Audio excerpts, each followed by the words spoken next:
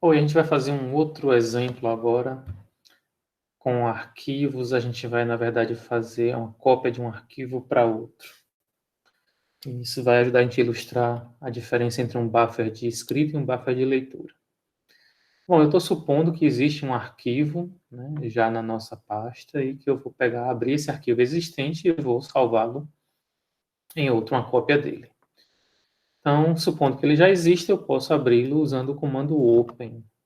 A diferença, né, para a gente viu antes, é que agora a gente vai usar o modo read de leitura, né? E a gente vai então criar aqui uma variável que eu chamei leitura para dizer que é nosso arquivo 1, arqui1.txt que a gente está lendo. Do mesmo modo, eu vou abrir o outro arquivo, é um novo arquivo, arqui2.txt, que pode não existir, né, na nossa pasta, a gente vai escrevê-lo e vai jogar nele a cópia, e ele está com o modo W. Como a gente faz a leitura de um arquivo, né? Do texto, do conteúdo de um arquivo, usando o comando read.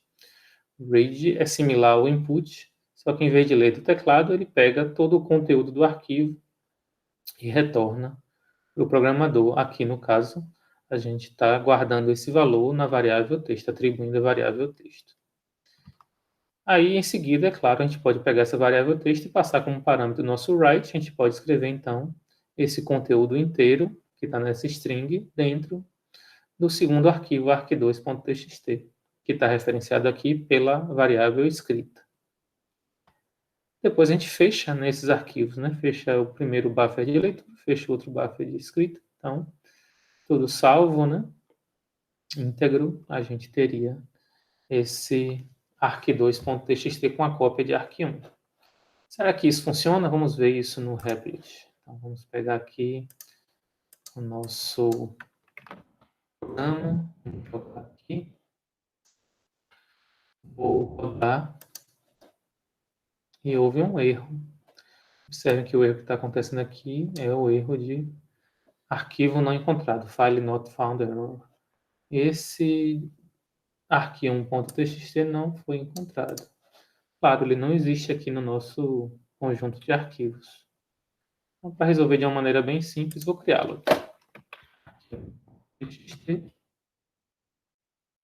arquivo,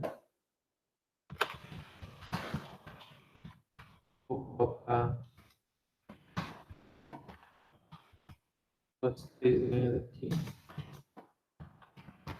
Aqui, tá? Salvo o nosso arquivo. Vou rodar esse programa novamente. Ao rodar não houve erro, e observem que foi criado o arq2.txt. Ou seja, se o arquivo não existe, ele é criado, né, quando a gente faz o modo W. Já o modo R, o arquivo tem que existir. Observe que o arq1 está aqui, e aqui o arq2 vocês podem ver que ele é a cópia do arq1, o mesmo conteúdo. Então, assim funciona buffers de escrita e de leitura. Agora, é claro, a gente não quer conviver com essa situação de que pode haver um erro, né? A gente quer tratar esse tipo de erro. E vocês observam que o erro que houve foi uma exceção, né? Então, a gente pode tratar usando o controle de exceções. Então, vamos fazer uma melhoria nesse exemplo 2, checando para ver se há erros no momento que a gente abre os arquivos. Como a gente faz isso? Bom, a gente usa um bloco try, e um bloco try vai tentar abrir o arquivo. Então, a gente coloca dentro do bloco try o comando de abertura. Se houver um erro, aí o except será disparado, né? A exceção será disparada. No caso aqui eu estou dizendo explicitamente essa exceção file not found error. Poderia simplesmente deixar sem esta exceção explícita, uma escolha, né? Que é mais específica. Então, se não encontrou o arquivo, não conseguiu abrir, eu vou dar uma mensagem de erro aqui. Mensagem de erro dizendo que arquivo1.txt não existe. Ou não conseguiu abrir. Se não, o que é o se não? É uma adição nova que eu não falei antes no try except, que eu só tinha falado ao falar de blocos try apenas do try e do except. O else é o quê? É algo que deve ser feito após, caso a exceção não seja disparada. Então, se não houve exceção, eu vou fazer as demais coisas que eu queria fazer, que é ler o arquivo e gravá-lo no outro. Observem que isso poderia estar, né, após o comando leitura igual a open, sem problema, dentro do try poderia colocar tudo lá. Eu estou colocando no else com o objetivo de separar conceitualmente, né, o que é o comando que pode dar erro, que fica dentro do try, e o que é e não vai dar erro e que vai ser feito após o try, caso não haja exceção. Então, vou colocar aqui as demais coisas.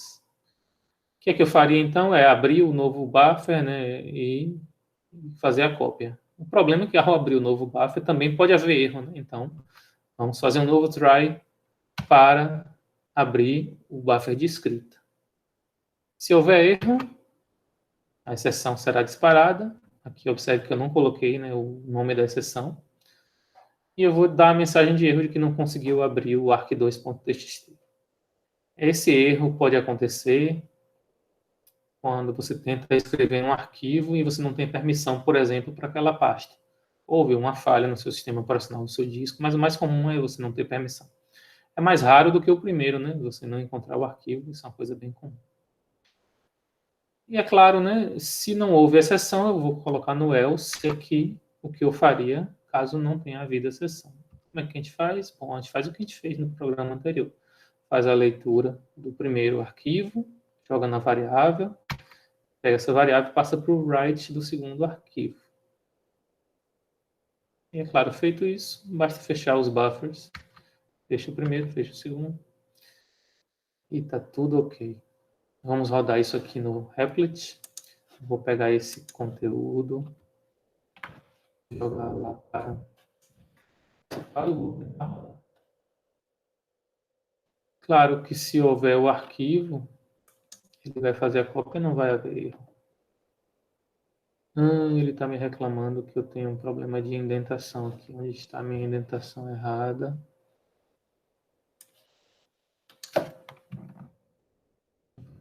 Aqui. Minhas indentações.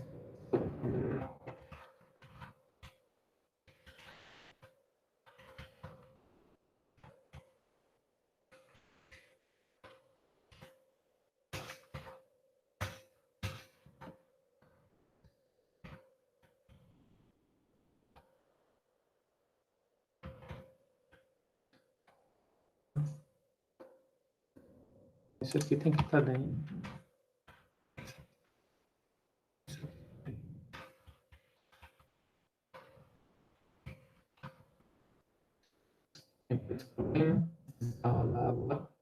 Deu tudo certo. Claro, deu certo porque existia o ARC1, né? Ele fez a cópia. Mas, bom, se não houvesse ARC1, aqui se a gente rodar, ele vai dar a exceção e aí ele vai mostrar esse print. Então aqui a gente sabe que esse tipo de situação pode acontecer e a gente está controlando esse tipo de situação. Bom, seguindo adiante, vamos fazer um terceiro exemplo, agora para copiar um vetor de números para um arquivo. E a minha ideia é copiar esse vetor, cada um dos elementos do vetor, colocar numa linha diferente do arquivo. Como é que a gente faria isso? Bom, primeiro a gente tem que ler o vetor, né? Eu vou perguntar para o usuário quantos elementos tem o vetor, vou pedir para ele digitar os elementos, para isso, né? E adicioná-los ao vetor. Onde entra o arquivo? Entra agora. Após ler o vetor, eu quero gravá-lo em arquivo. Então, primeiro eu vou abrir o meu arquivo no modo escrita. Esse modo escrita, então, vai ser aberto, né, o buffer arquivo, que representa o arquivo vetor1.txt na minha pasta. E vou fazer primeiro um write aqui. Meu objetivo aqui desse primeiro write é guardar o valor de n, né, para saber, né, depois quando eu for recuperar esse arquivo, saber quantos elementos tinha esse vetor. Tem outras opções de fazer isso, outras soluções, mas aqui é uma mais simples, né? Eu digo primeiro quantos elementos tem no vetor e depois eu digo cada um dos elementos. Então, fiz o meu Em vez de fazer um print, né, que se fosse fazer na tela seria um print, aqui eu fiz um write. Mas observe que tem uma coisinha diferente aqui no write, né, ele está formatado, né? Então, o que a gente pode fazer com o print, o que a gente aprendeu a fazer de texto formatado, também serve, desculpe, para o write. Então, eu estou formatando aqui, né, um número com %d, e reparem que eu botei um /n aqui contra /n para dizer que eu vou saltar a linha após o write. Bom, aí depois de dito isso, feito isso, eu vou agora salvar os elementos do vetor. Então, eu vou fazer um outro loop na range de n e vou jogar cada um dos elementos, né? Mais uma vez usando, né, formatação e contra /n para garantir que eu salte de linha após cada um dos elementos. Porque o write, como eu disse antes, não salta a linha, ele é diferente do print. Bom, feito isso, está salvo, né? Esse é o nosso programa. Claro que depois a gente tem que fechar, né, esse buffer, né? Então a gente faz o arquivo close para garantir que tudo esteja salvo e não haja nenhum problema. Quando um programa termina, automaticamente os buffers são fechados, mas a gente não deve contar com isso, a gente deve programar de maneira correta, né, garantindo que se fechem os arquivos. Bom, vamos ver isso funcionando, né? Então, eu vou copiar aqui o meu exemplo 3. Eu vou dizer eu quero um vetor, por exemplo, de tamanho 3. Aqui eu vou digitar os elementos. Encerrou o programa, foi criado no meu arquivo 1.txt. Primeiro tem o número de elementos e depois meu loop fez isso aqui, guardou os elementos um a um. Então é isso, né? Bem simples esse programa, né?